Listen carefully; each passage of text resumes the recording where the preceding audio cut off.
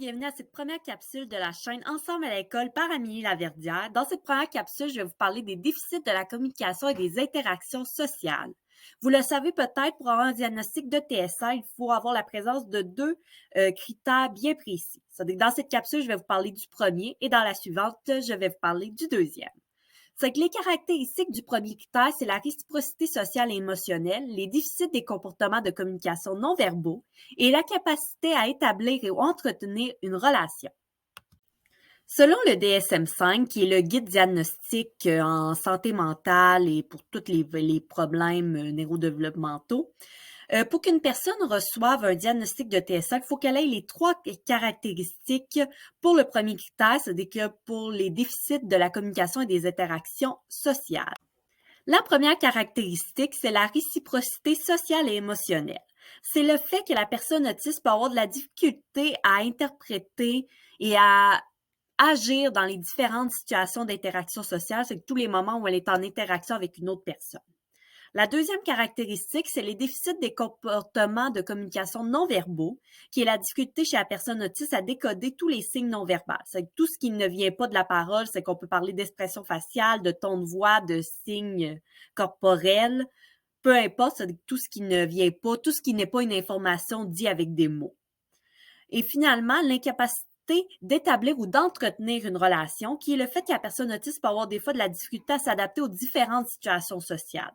Par exemple, s'adapter aux codes sociaux qui font qu'on ne se comportera pas de la même façon dans un mariage que dans des funérailles, ou le fait que la personne autiste peut avoir de la difficulté à jouer à faire semblant. C'est-à-dire qu'il y a à faire semblant d'être un parent, un professeur, peu importe. Ces jeux-là vont être plus difficiles chez la personne TSA.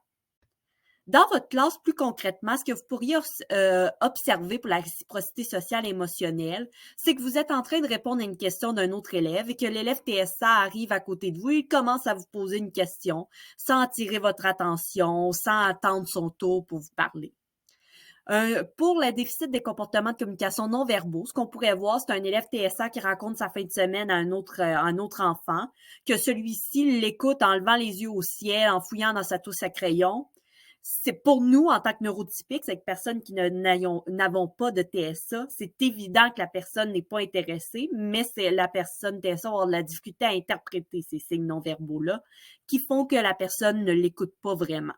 Et finalement, l'incapacité à initier ou entretenir une relation, ça pourrait être le fait de comprendre les différents codes sociaux qu'il faut que quand on prend le rang dans la classe, il pourrait être premier, mais que quand c'est le temps de prendre son rang à la récréation, là, il va se mettre derrière la dernière personne qui est déjà en rang. C'est de comprendre cette situation-là sociale, l'interpréter et comprendre pourquoi c'est différent d'une fois à l'autre va être plus difficile chez les personnes TSA. C'est ce qui conclut cette première capsule de la chaîne Ensemble à l'école par Amélie Laverdière. J'espère que vous avez apprécié, que ça vous a appris des choses. Et moi, je vous dis rendez-vous pour la prochaine capsule.